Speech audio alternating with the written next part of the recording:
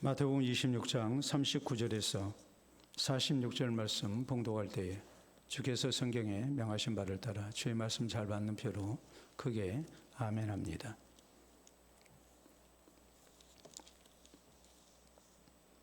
성경 봉독합니다.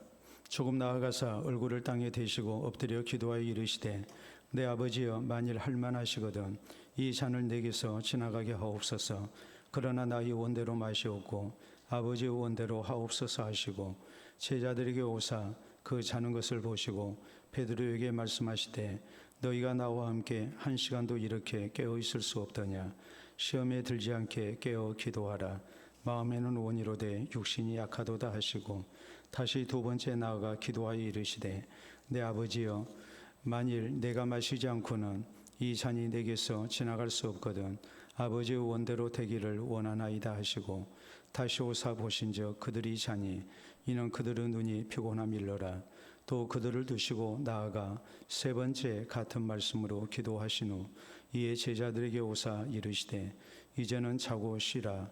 보라 때가 가까이 왔으니 인자가 죄인의 손에 팔리느니라. 일어나라 함께 가자. 보라 나를 파는 자가 가까이 왔느니라. 아멘.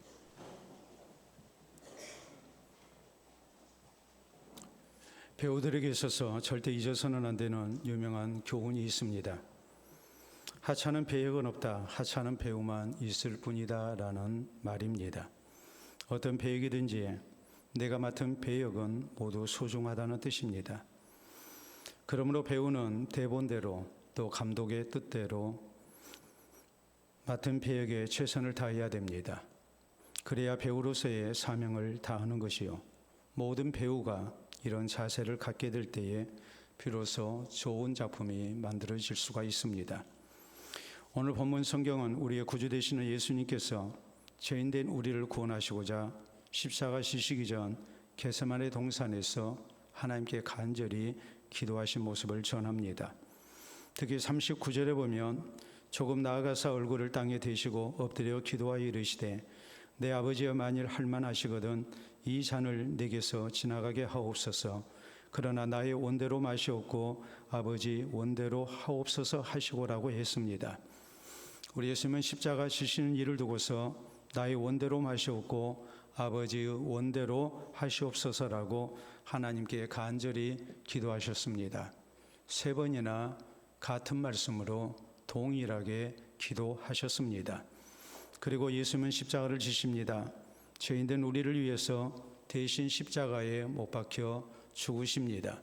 그래서 내 죄값을 대신 지불하시고 우리를 구원의 길로 인도하셨습니다. 하나님 아버지의 원대로 하나님의 뜻을 따라서 자신에게 주어진 배역을 우리 주님은 성실하게 감당하셨고 그래서 하나님 아버지의 뜻을 이루신 가운데 우리를 구원하신 것입니다. 그러므로 사랑하는 성도 여러분, 우리 성도도 하나님의 자녀된 성도로서 이 세상을 살면서 나를 향하신 하나님 아버지의 뜻대로 사는 성도가 되어야 됩니다. 나를 세상에 보내신 하나님, 또 나를 통해서 이루고자 하시는 하나님 아버지의 원대로 사는 성도가 마땅히 되어야 됩니다. 이 시대에 하나님께서 나를 있게 하신 것에서 내게 주어진 배역을 잘 감당하는 성도가 되어야 됩니다. 그러므로 이 시간 우리 모두 본문 성경을 통해서 우리 예수님께서 어떤 모습으로 나의 원대로 마시옵고 아버지의 원대로 하시옵소서라고 기도하셨는가, 그리고 십자가를 지셨는가를 우리가 살펴봐야 됩니다. 그래서 예수님께서 하나님 아버지의 뜻을 이루신 것처럼 우리 모두도 이 시대에 나를 향하신 하나님 아버지의 뜻을 이루며 사는 성도들이 마땅히 되어야 할 것입니다. 그러기 위해 우리 성도는 어떤 신앙 자세를 가지고 있어야 합니까? 우리는 첫째로 나에게도 나를 향하시는 하나님의 거룩하신 목적이 있다는 것을 잊어서는 안 됩니다. 우리 예수님께서는 십자가 지시기 전 겟세마네 동산에서 하나님께 간절히 기도하십니다. 나의 원대로 마시옵고 아버지의 원대로 하시옵소서. 우리 예수님께서 십자가 지시는 것은 하나님 아버지의 뜻이었습니다. 하나님께서 예수님을 세상에 보내신 뜻이고 목적이었습니다. 그래서 십자가에 달려 죽으신 가운데 우리의 죄값을 대신 지불케 하시고 죄인된 우리를 구원하게 하시는 것이 하나님이 예수님을 세상에 보내신 목적이었고 뜻이었습니다. 그러므로 예수님은 나를 향하신 이 하나님의 뜻을 분명히 알고 있었고, 이 하나님 아버지의 뜻을 이루기 위해서 내 원대로 마시옵고 아버지의 원대로 하시옵소서라고 간절히 기도하신 것입니다. 그런데 우리가 성경을 보면 예수님에게만 하나님의 거룩한 목적이 있는 것이 아니라 우리 모두에게도, 우리 한 사람 한 사람에게도 나를 향하시는 하나님의 거룩한 목적이 있다는 사실을 분명하게 말씀하십니다. 제가 좋아하는 성경 가운데 잠언 16장 4절 말씀이 있습니다. 나 자신이 너무나도 부족하게 느껴질 때, 또 내가 하나님의 사명을 잘 감당하지 못한다고 생각이 되어질 때, 나 스스로 목회를 하면서 힘이 빠지고 또 내가 바로 살지 못한다는 생각이 들 때마다 제가 늘 생각하고 용기를 얻은 말씀이 있습니다. 바로 잠언 16장 4절에 있는 말씀입니다. 여호와께서 온갖 것을 그 쓰임에 적당하게 지으셨나니 악인도 악한 날에 적당하게 하셨느니라. 온 세상을 창조하신 하나님께서 모든 피조물을 세상 가운데 내실 때에 모든 피조물에는 하나님의 거룩하신 목적이 있다는 것을 말씀하십니다. 우리가 세상을 살면서 저 사람이 왜 세상에 존재하는가, 왜 하나님이 저런 사람을 세상에 있게 하셨는가, 왜 저 사람에게 저런 권세를 맡기고 저에게 저런 형편을 주셨는가, 이런 의문이 들 때마다 성경은 우리에게 말씀하십니다. 악인도 그 악한 날에 적당하게 하셨느니라. 악인도 그 악한 날에 적당하게 하신 하나님인데, 나를 하나님의 거룩한 백성으로 부르셨을 때에 우리를 향하시는 하나님의 거룩한 목적이 있음을 우리에게 깨닫게 하는, 우리에게 참으로 용기를 갖게 하는 말씀이 바로 잠언 16장 4절에 있는 말씀입니다. 그뿐만이 아닙니다. 우리가 이사야서 43장 21절에 있는 말씀을 보면 이 백성은 내가 나를 위하여 지었나니 나의 영광을 찬송케 하려 함이라라고 말씀하십니다. 왜 하나님이 우리를 구원하셨는가? 그것은 하나님의 영광을 찬송케 하기 위해서 하나님이 우리를 구원의 백성으로 이 땅 가운데 내셨다고, 그리스도를 통해서 우리를 구원하셨다고 성경은 분명하게 말씀을 하고 있는 것입니다. 또 우리가 에베소 1장 5절로 6절에 보면 하나님이 우리를 구원하신 목적을 이렇게 말씀하십니다. 그 기쁘신 뜻대로 우리를 예정하사 예수 그리스도로 말미암아 자기의 아들들이 되게 하셨으니 이는 그가 사랑하시는 자 안에서 우리에게 거저 주시는 바 그 은혜의 영광을 찬송하게 하려는 것이라고 말씀하십니다. 구원의 감격 속에 하나님 앞에 영광을 돌려드리며 우리 하나님의 은혜를 찬미케 하기 위해서 하나님께서 우리를 구원의 백성으로 불러주시고 오늘 또 예배 자리에 우리를 불러주셨음을, 또 삶의 현장에서 살게 하셨음을 성경은 분명하게 강조하십니다. 디도서 2장 14절에 있는 말씀을 보면 왜 하나님이 그리스도를 통해서 우리를 구원하셨는가, 거기에 대해서 또 하나님의 거룩하신 목적에 대하여 말씀하십니다. 그것은 선한 일을 열심히 하는 자기 백성이 되게 하기 위해서 우리를 구원하신 거라고 이렇게 말씀을 하십니다. 이런 말씀들을 종합해 볼 때에 하나님께서 우리를 구원의 백성으로 불러주셨을 때 거기에는 하나님의 거룩하신 목적이 있다는 것을 우리가 알 수 있습니다. 그것이 무엇일까요? 먼저는 예수 그리스도의 구원을 찬미하고 하나님께 영광을 돌리게 하기 위함입니다.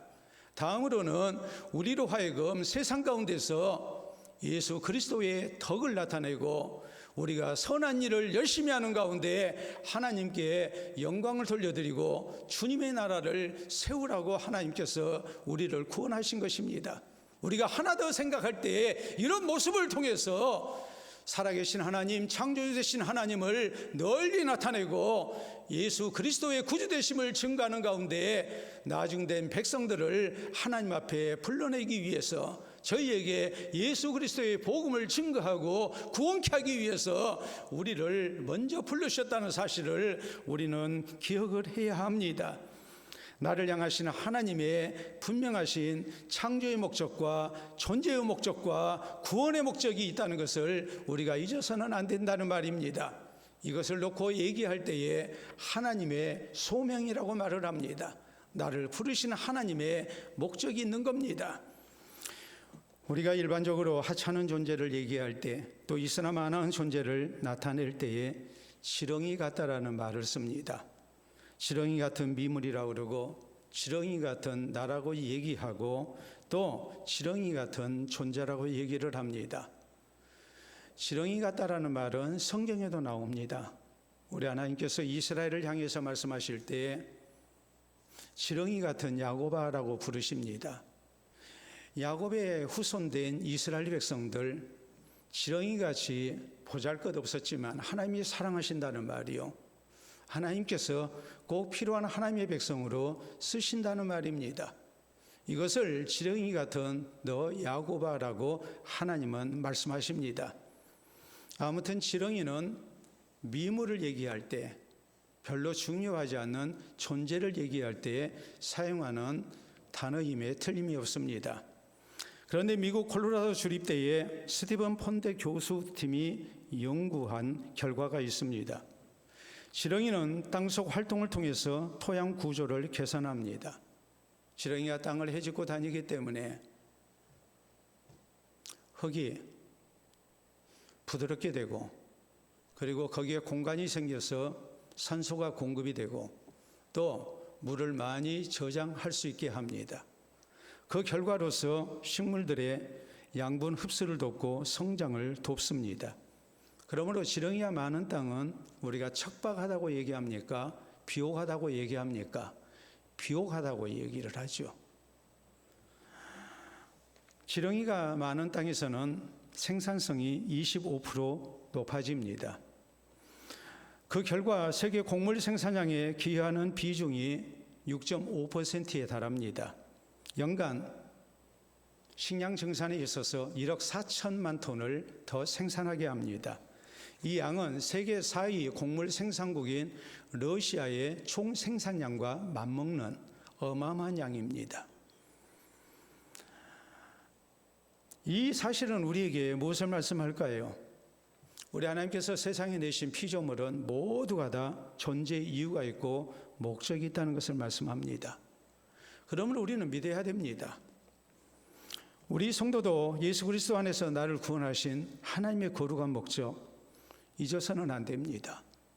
그리고 하나님의 뜻을 따라서 사는 성도가 되어야 됩니다. 고든 맥도날드 목사님이 쓰신 내면 세계의 실서와 영적 성장이라는 책이 있습니다. 이 책에 보면 모든 인생은 두 종류의 삶으로 나뉩니다. 먼저는 충동에 이끌리는 삶이 있습니다.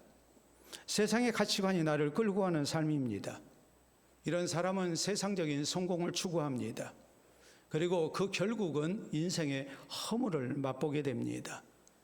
이게 창조주 되신 하나님을 모르고 또 예수 그리스도의 구주 되심을 믿지 아니하는 비신자들의 모습이라고 정의합니다. 반면에 소명에 이끌리는 삶이 있습니다. 하나님께서 나를 세상에 보내신 목적이 있고 뜻이 있다고 믿는 겁니다. 이 하나님의 소명을 따라서 사는 사람을 말합니다. 이런 사람은 삶의 우선순위가 분명합니다. 세상에서의 성공보다도 하나님이 기뻐하시는 삶을 살고자 합니다. 하나님이 나를 세상에 존재케 하신 그 목적을 따라서, 나를 구원하신 목적을 따라서 세상 가운데 하나님의 복이 되는 사람으로, 하나님께 영광이 되는 사람으로 살기를 원합니다. 그리고 예수 그리스도의 사랑과 구주 되심을 증거하는 삶을 삽니다. 이것이 구원받은 성도의 모습이고 인생인 것을 우리에게 강조합니다. 그러므로 사랑하는 성도 여러분, 나에게도 예수님처럼 나를 향하신 하나님의 거룩한 목적이 있음을 믿어야 됩니다. 하나님께서 나를 있게 하신 곳에서 이 하나님의 거룩하신 목적과 나를 향하신 하나님의 소명이 있다는 것을 우리가 기억하고 살아야 됩니다. 그래서 예수님처럼 내 원대로 마시옵고 아버지의 원대로 하시옵소서라고 기도하며 또 하나님의 뜻을 이루기 위해서 살아가는 우리 모두가 될 수 있기를 바랍니다. 두 번째로, 우리 성도가 아버지의 원대로 살려면 내 원보다는 아버지의 원대로 살아야 됩니다.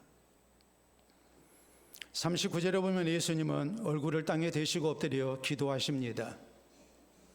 얼굴을 땅에 대고 엎드려 기도하셨다는 것은 두 가지 의미가 있지요. 첫째는 하나님 앞에 간절히 기도했다는 말입니다. 두 번째는 하나님의 뜻에 절대 복종할 것을 다짐하며 기도하셨다는 것을 의미합니다. 그러므로 내 아버지여 만일 할만하시거든 이 잔을 내게서 지나가게 하옵소서. 그러나 나의 원대로 마시옵고 아버지의 원대로 하옵소서라고 기도하십니다. 우리 예수님께서 육신을 가지고 이 땅 가운데 오셨기 때문에 십자가의 고난을 생각하면 이것은 너무나도 힘든 일입니다. 죄인된 우리가 져야 할 죄값의 무게가 얼마나 큰가를 이 모습을 통해서 나타내고 계시는 것입니다. 내가 져야 할 죄값이 그 십자가의 무게가 이토록 무겁고 힘들다는 것을, 고통스럽다는 것을 우리에게 알리고 계신 겁니다. 그 고통을 우리 예수님께서 지기를 원하십니다. 내 아버지여 만일 할만하시거든 이 잔을 내게서 지나가게 하시옵소서. 죄인된 우리가 구원받는 길이 내가 십자가 지는 일 외에 혹시라도 다른 방법이 있다면 내가 십자가를 지지 않게 해달라고, 이렇게 무서운 죄값인 것을 우리 주님은 강조하셨습니다. 그러나 이어서 우리 예수님께서 하신 기도가 뭡니까? 그러나 나의 원대로 마시옵고 아버지의 원대로 하시옵소서였습니다. 나를 향하신 하나님의 뜻을 이루기 위해서 나의 원대로 마시옵고 아버지의 원대로 하시옵소서. 십자가를 받아들이십니다. 이 십자가를 지시고 모든 고난을 당하신 가운데 죽으십니다. 그래서 죄인된 우리를 구원의 길로 인도하십니다. 42절에도 보면 다시 두 번째 나아가 기도하여 이르시되 내 아버지여 만일 내가 마시지 않고는 이 잔이 내게서 지나갈 수 없거든 아버지의 원대로 되기를 원하나이다라고 말씀하시고, 44절에도 보면 세 번째 같은 말씀으로 기도하십니다. 철저히 내 원보다는 아버지 원대로 되기를 기도하십니다. 그래서 나를 향하신 하나님의 소명을 이루셨습니다. 그러므로 우리 성도도 하나님 아버지의 원대로 살기를 원한다면 내 원보다는 아버지 원대로 살기를 힘써야 됩니다. 내 뜻보다는 하나님 아버지의 뜻대로 살아야 됩니다. 그래야 우리는 나를 향하신 하나님의 거룩한 목적을 이룰 수가 있고 나를 향하신 소명을 이룰 수 있다는 사실을 우리는 기억해야 됩니다. 성경에 보면 하나님께서 이스라엘의 초대왕으로 사울왕을 허락하십니다. 그리고 그에게 명령하셨습니다. 하나님의 뜻대로 나라를 다스리라. 내 마음대로 나라를 통치해서는 안 되고 백성을 다스려서는 안 되고 하나님의 뜻대로 하라고 했습니다. 그리고 하나님께서 그에게 특별한 사명을 주십니다. 그것은 아말렉을 진멸하라는 거였습니다. 사람이고 가축이고 다 죽이라는 거였습니다. 거기에는 중요한 이유가 있었습니다. 이스라엘 백성들이 애굽에서 노예 생활하다 하나님의 은혜로 해방돼서 하나님이 약속하신 가나안 땅을 향해 나아갑니다. 광야길을 행진할 때에 아말렉 족속들이 이 행진 가운데 뒤처진 노약자들, 이들을 뒤에서 공격했습니다. 그래서 많은 피해를 입혔습니다. 이것은 단순히 이스라엘 백성들, 하나님의 백성들을 향한 공격이었을 뿐만이 아니라 이것은 하나님에 대한 도전이었습니다. 그러므로 하나님께서 저희를 진멸하라고 이렇게 명령을 하신 것입니다. 이스라엘이 하나님이 약속하시는 가나안 땅에 정착했고 번성했고 나라를 이루게 됐을 때, 그리고 아말렉을 충분히 상대할 수 있는 힘을 얻게 됐을 때 하나님은 아말렉을 진멸하라고 엄중하게 명령하십니다. 그런데 사울왕이 이 하나님의 명령에 불순종합니다. 양떼 소떼 가운데 튼실하게 생긴 것은 남겨뒀습니다. 약하게 생긴 것만 죽였습니다. 하나님께서 사무엘 선지자를 통해서 왜 그랬느냐고 추궁하십니다. 그럴 때 사울왕의 변명은 이렇습니다. 백성들이 가축대 가운데 좋은 것을 남겨뒀다 하나님 앞에 제물로 바치자고 했습니다.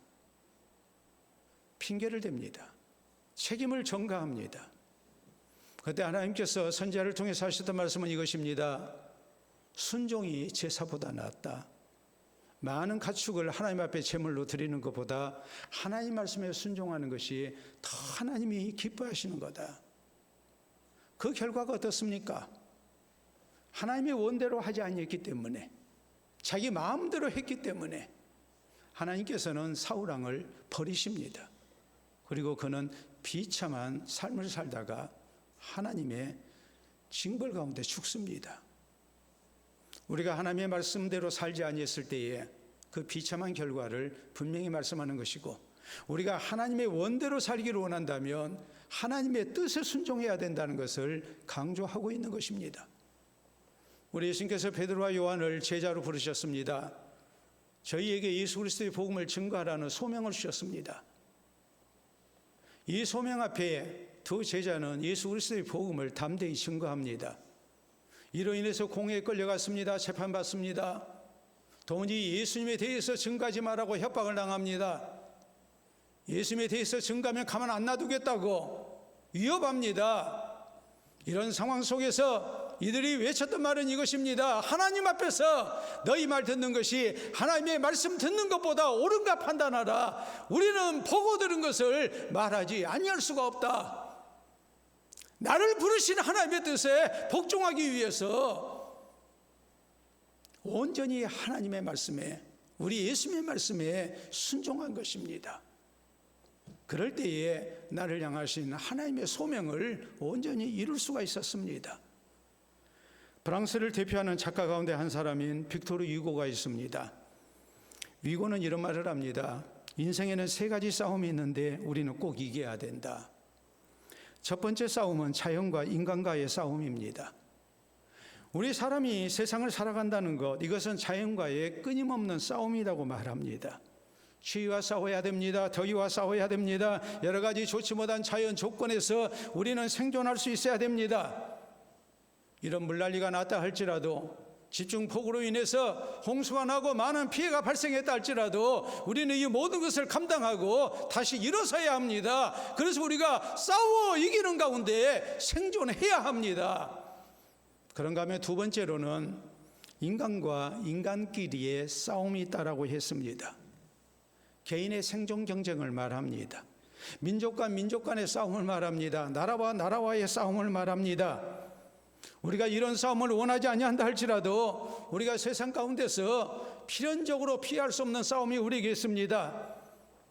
사상 대 사상의 싸움도 있습니다. 자유민주 세력과 또 독재 세력과의 싸움도 우리가 해야 됩니다. 이 모든 싸움에서 우리는 이기는 가운데 생존할 수 있어야 됩니다. 자유와 정의를 위해서 싸워 이겨야 됩니다. 그럴 때 우리가 평안한 삶을 살 수 있고 또 평화를 누리는 하나님의 백성들이 될 수 있습니다. 우리가 회피해서는 안 됩니다. 싸워 이겨야 됩니다. 그런데 빅토르 유고가 강조했던 세 번째 싸움이 있습니다. 그것은 나 자신과의 싸움입니다. 사람 안에 있는 선과 악의 싸움입니다. 양심과의 싸움입니다. 우리가 의롭고 바르게 살아야 됩니다. 이것이 가장 중요한 싸움이라고 했고, 자신과의 싸움에서 이기게 될 때에 우리는 비로소 승리한 인생을 살 수 있다고 빅토르 유고는 강조합니다.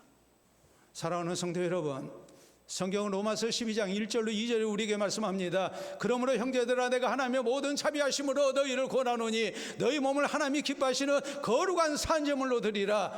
이는 너희가 드릴 영적 예배니라. 너희는 이 세대를 본받지 말고 오직 마음을 새롭게 함으로 변화를 받아 하나님의 선하시고 기뻐하시고 온전하신 뜻이 무엇인지 분별하도록 하라라고 우리에게 말씀하십니다.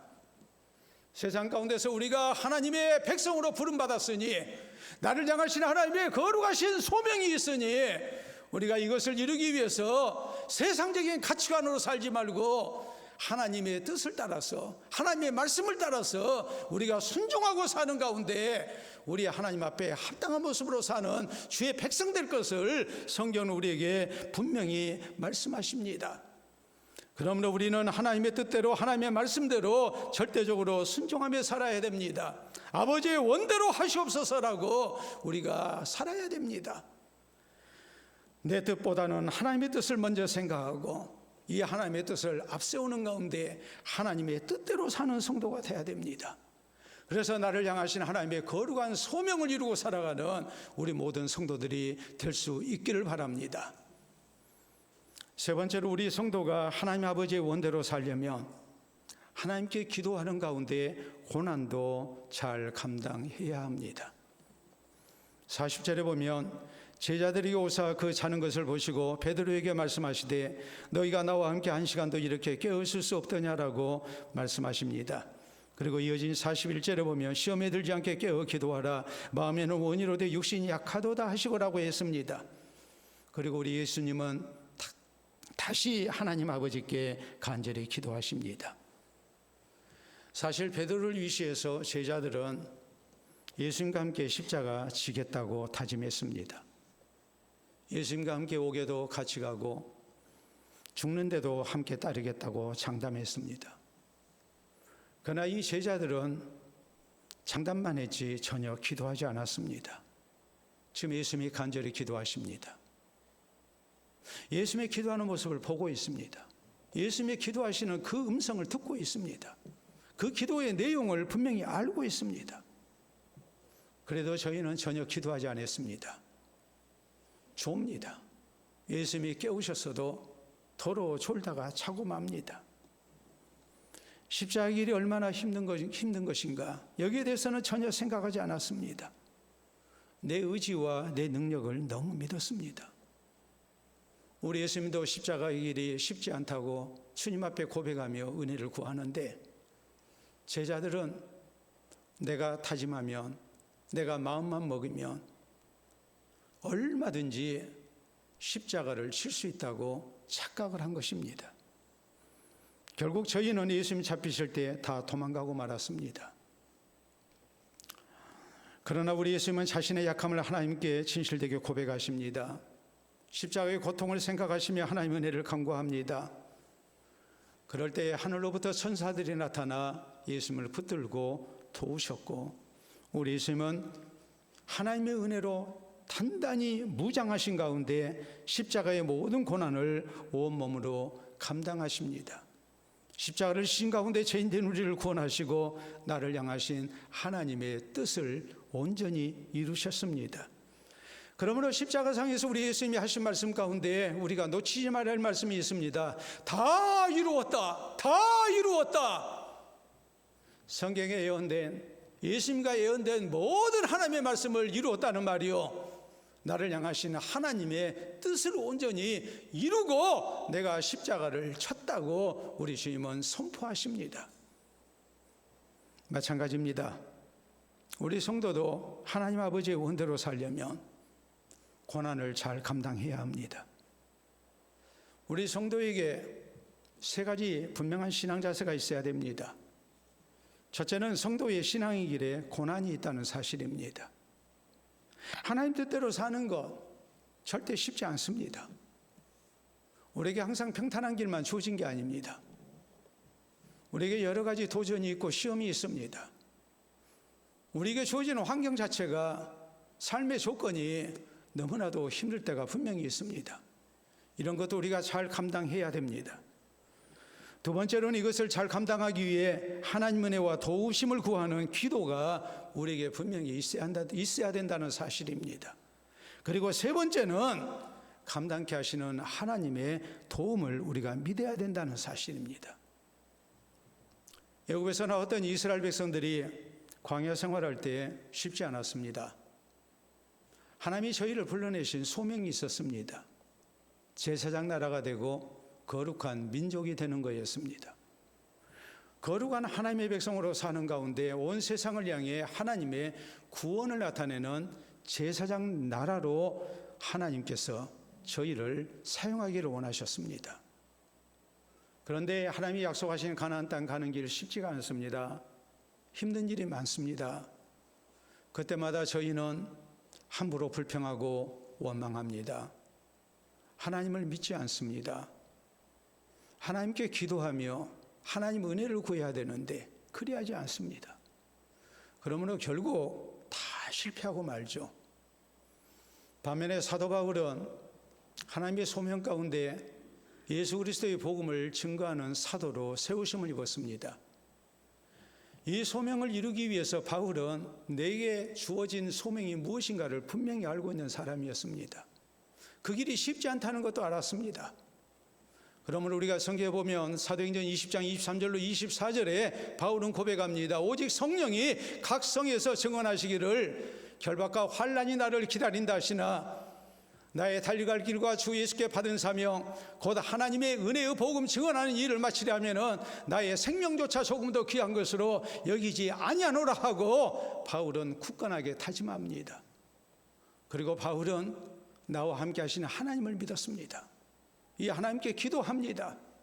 그리고 그는 고백합니다. 골로새 1장 29절에 있는 말씀을 보면 나도 내 속에서 능력으로 역사하시는 하나님의 능력을 따라 주의 교회를 섬기고 주의 복음 사역을 위해 헌신하고 수고한다고 고백합니다.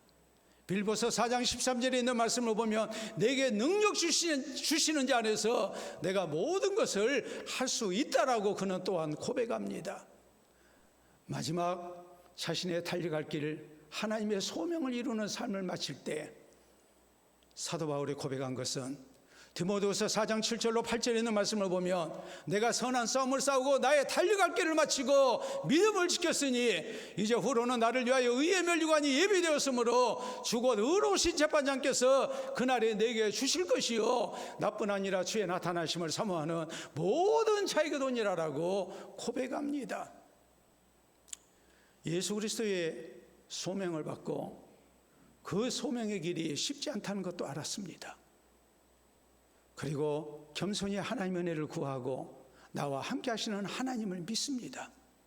그럴 때 나를 향하신 하나님의 소명을 온전히 이루는 위대한 사도로서 이렇게 아름다운 팔자씨를 남길 수 있었던 것입니다. 일제강점기 때에 나라의 독립을 위해서 헌신된 많은 민족 지도자들이 있습니다. 그 가운데 우리가 빼놓을 수 없는 한 분, 바로 남강 이승훈 선생이 있습니다. 선생은 젊어서 사업을 해서 많은 재산을 모았고 또 신실한 그리스도인으로 교회의 장로로 헌신했고 나중에는 목사님으로 일평생을 헌신하셨습니다. 이분은 특히 자신의 전 재산을 내놔서 오산학교를 설립을 했습니다. 그래서 민족의 지도자들을 배출하는 데 후학을 양성하는 데 앞장을 섰습니다. 우린 민족과 나라의 독립을 위해서 신실한 일꾼들 지도자들이 이 오산학교를 통해서 많이 배출됐음을 우리는 잘 압니다. 선생이 3.1 독립만세운동을 계획하고 민족 대표 33인으로 이렇게 선정이 됩니다. 우리 개신교를 대표해서 서명을 합니다. 결코 쉽지 않은 일이었습니다. 잘못되면 일제히에 체포되고 투옥당하고 고문당하고 그리고 죽어야 됩니다. 모두가 나서지 않는 이 어려운 길을 선생은 기꺼이 수락하고 그리고 거기 서명합니다. 그리고 이런 말씀을 하셨습니다. 요에 누워 편하게 죽을 줄 알았는데 이제야 내가 죽을 자리를 찾았다. 이 시대 이 민족을 위해서 우리나라를 위해서 내가 그리스도인으로 해야 할 일이 무엇인가? 하나님이 내게 주신 소명이 무엇인가? 이것을 알고 그 역사의 부름 앞에 하나님의 부르심 앞에 민족의 부름 앞에 기꺼이 자신을 헌신했던 것입니다. 하나님을 향한 신앙이 없었다면 도저히 감당할 수 없는 위대한 결단이었죠. 나라의 국권과 회복을 위해서 또 독립을 위해서 민족 해방을 위해서 이 시대에 내게 주시는 하나님의 소명을 바로 알고 이것이 하나님의 뜻이라고 굳게 믿고 하나님 의지하는 가운데 자신을 드리고 순종하신 것입니다. 사랑하는 성도 여러분, 우리가 하나님의 원대로 사는 것 결코 쉽지 않습니다. 많은 시험이 있고 고난이 있습니다. 넓은 길이 아니라 좁은 길입니다. 나 혼자 편하게 걸어갈 수 있는 길이 아니라 십자가를 지고 가야만 하는 길입니다. 그러므로 우리 성도는 예수님처럼 하나님 아버지께 간절히 기도해야 됩니다. 하나님의 도움을 구해야 됩니다. 또 나와 함께 하시고 도와주시는 하나님의 은혜도 믿어야 됩니다. 분명히 하나님 감당케 하실 것이라고 우리는 굳게 믿어야 됩니다. 그래서 하나님의 뜻대로 사는 가운데 내게 주시는 하나님의 소명을 온전히 이루어드리는 우리 모두가 될 수 있기를 바랍니다. 2000년대 초 미국의 유명 시사 주간지인 타임지가 미국으로 움직이는 가장 영향력 있는 인물 100명을 선정했습니다. 그 가운데 1위는 당시 최고 부자인 빌 게이츠가 아니었습니다. 클린턴 전 대통령도 아니었고 부시 현 대통령도 아니었습니다. 1위에 선정된 사람은 한 여성이었습니다. 이 여성은 흑인 호녀라로 어려서 성폭행을 당하고 임신을 하고 사생아를 출산하고 참으로 파란만장한 인생을 산, 누가 보더라도 실패한 인생이었고 쓸모없는 인생을 산 사람이었습니다. 그러나 이런 가난과 여러 가지 인생의 고난들을 하나님을 향한 신앙으로 감당하고 이겨냅니다. 그래서 유명한 방송인이 됐고 토크쇼의 여왕이라는 말을 듣는 인물이 됐습니다. 바로 오프라 윈프리입니다. 오프라 윈프리는 많은 사람들에게 선한 영향력을 끼치는 사람으로 유명합니다. 당시 최고 부자보다도 대통령보다도 더 선한 영향력을 끼쳤습니다.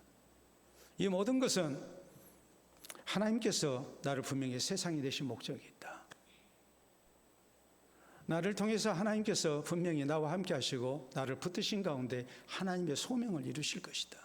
내가 신앙으로 살기만 하면, 내가 나를 향하시는 하나님의 소명대로 이것을 이루기 위해서 살기를 원한다면 하나님이 분명히 나를 버리지 아니하실 것이다. 나를 붙들고 쓰실 것이다. 믿었습니다. 그럴 때 이런 놀라운 하나님의 영광을 드러내는 하나님의 소명을 이루는 사람으로 한 시대에 쓰임받고 지금도 쓰임받고 있습니다. 이 오프라 윈프리의 자서전이 있습니다. 이것이 사명이다라는 제목의 책입니다. 여기 오프라 윈프리는 무엇이 하나님이 우리에게 주신 사명, 소명인가? 이걸 4가지로 정리합니다. 우리 한번 보도록 하겠습니다. 남보다 더 가졌다는 것은 복만이 아니라 사명이다. 자기보다 못한 사람을 도와줘야 할 책임이 있기 때문이다. 남보다 큰 아픔이 있다면 그것은 고통이 아니라 사명이다. 아파본 사람만이 아픔을 겪는 사람을 도울 수 있기 때문이다. 3번째는 남보다 설레는 꿈이 있다면 그것은 망상이 아니라 사명이다. 그 꿈을 이룸으로써 이웃을 위해 봉사할 수 있기 때문이다. 그리고 4번째, 남보다 부담되는 어떤 것이 있다면 그것은 짐이 아니라 사명이다. 사명을 다하지 못해서 오는 부담이기에 기꺼이 그 부담을 사명으로 여기고 감당해야 하기 때문이다라고 말합니다. 우리가 남들보다 더 좋은 인생 조건을 가진 것도 하나님이 내게 주신 소명 가운데 허락된 일이요, 내가 남들보다 더 힘든 인생을 사는 것도 거기에도 하나님의 소명이 있다는 말입니다. 내게 인생의 아름다운 꿈이 있는 것도 하나님의 소명에서 소명 가운데 우리가 이해해야 된다는 말입니다. 또 우리에게 있어서 내가 부담을 느끼는 어떤 일이 있다면 그것도 하나님이 내게 주신 소명이라고 받아들여야 된다고 강조합니다. 이 모든 일을 통해서 하나님은 나를 하나님의 선한 도구로 사용하시고 이 세상을 더 복되게 하시는 하나님의 은총을 나타내기를 원하시기 때문입니다. 나 혼자 살다가는 인생이 아니라 나를 세상에 존재케 하심으로 우리 하나님이 기뻐하시는 세상을 하나님은 만들기를 원하신다는 이 하나님의 소명을 우리가 잊어서는 안 된다는 말입니다. 세상을 살면서 내게 주신 이 하나님의 소명이 있다는 것을 잊지 말고 이 소명을 이루는 가운데 우리 하나님께서 기뻐하시는 나라를 세워나가는, 세상을 만들어가는 그리스도인 될 것을 강조합니다. 사랑하는 성도 여러분, 예수님만이 아니라 우리 성도에게도 하나님께서 내게 주신 소명이 있음을 잊어서는 안 됩니다. 나를 향하신 하나님의 거룩한 목적 있다는 것을 굳건하게 우리는 믿어야 됩니다. 쓸모있는 사람만 소명이 있는 것이 아니라 나도 하나님의 소명이 있다. 그리고 이 소명을 우리가 이루기 위해서 내 원대로 사는 것이 아니라 아버지의 원대로, 아버지의 뜻대로 살기를 힘쓰는 성도가 되어야 됩니다. 쉽지 않습니다. 그러나 하나님이 함께 하실 것입니다. 이 하나님 앞에 기도해야 됩니다. 하나님을 의지해야 됩니다. 그리고 끝까지 우리가 이 소명을 잘 감당하는 성도가 되어야 됩니다. 그래서 하나님께서 나를 있게 하신 곳에서 내게 주신 하나님의 소명을 이루고 세상을 복되게 하는 그리스도인으로 쓰임받는 우리 모든 성도 되시기를 우리 주님의 이름으로 축원합니다. 우리 함께 기도합니다.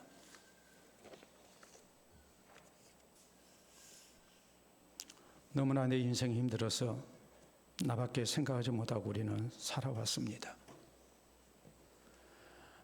세상의 인생 조건 좋은 사람, 편한 사람만이, 능력 있는 사람만이 하나님의 소명이 있는 선한 도구로 쓰임받을 것이라고 우리는 착각했습니다.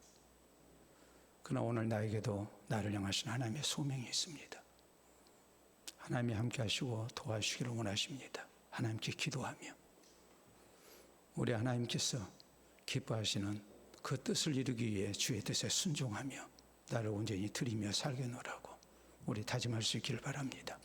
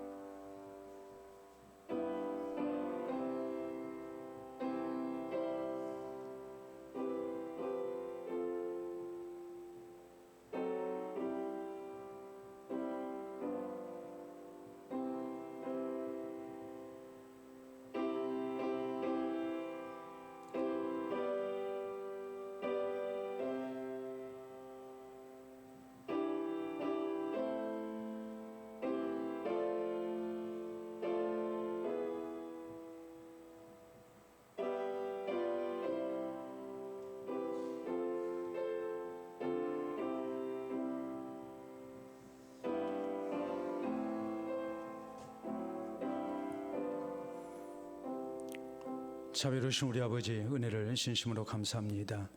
삶에 지쳐서 힘들어하는 우리들 이 시간도 살아계신 하나님께 소망 두게 하시고 하나님 의지하게 하시고 또 주의 말씀을 통하여 다시 한번 위로와 셈을 얻도록 은혜 주신 것을 감사합니다. 인생의 무거운 짐을 지고 우리가 세상 가운데 살아갈 때에 나를 향하신 하나님의 거룩한 소명이 있음을 기억하게 하시사 우리가 단순히 먹고 사는 사람이 아니라 또 세상의 부귀영화를 누리는 삶이 아니라 하나님 앞에 사람 앞에 쓸모있는 인생이 되기를 원합니다. 나를 향하신 하나님의 거룩한 목적을 우리가 잊지 않게 하시고 이 하나님의 소명을 이루기 위해 늘 주의 말씀에 순종하며 살게 하시고 겸손히 하나님 은혜에 의지하며 주의 도우심을 의지할 수 있도록 도와주시옵기를 원합니다. 우리 가는 길 하나님께서 함께 하시는 길이 되게 하시고 우리가 나의 십자가 지고 예수 그리스도의 뒤를 따르는 길이 될 수 있도록 은혜를 베풀어 주시옵소서. 그래서 나를 향하시는 하나님의 소명을 우리가 온전히 이루게 하시사 이 세상을 복되게 하는 하나님의 사람들 되게 하시고 주께 영광을 돌려드리는 선한 도구로 쓰임받는 우리 모든 성도들 되게 하시고 또 우리 교회 될 수 있도록 인도하여 주시옵소서. 특별히 삶에 지친 사랑하는 성도들, 나 자신을 쓸모없다 생각하는 성도들 우리 주님께서 위로해 주시고 저희에게 새 힘을 공급해 주시옵기를 원합니다. 하나님께 소망 두고 주를 의지하고 살게 하시사 어제보다 더 나은 오늘을 살게 하시고 오늘보다 더 나은 내일을 살게 하시고 나만 생각하는 삶이 아니라 연약한 이들을 생각하며 사는 삶이 되게 하시고 이 땅의 것만이 아니라 하나님 나라의 영광을 바라며 살아갈 수 있도록 은혜를 베푸시사 참으로 쓸모있는 인생, 아름다운 인생 되게 하시고 감사하는 인생이 될 수 있도록 주님 주장하여 주시옵소서. 우리를 통하여 온전히 주님의 뜻을 이루어 주시옵소서. 예수님 이름으로 기도하옵나이다. 아멘.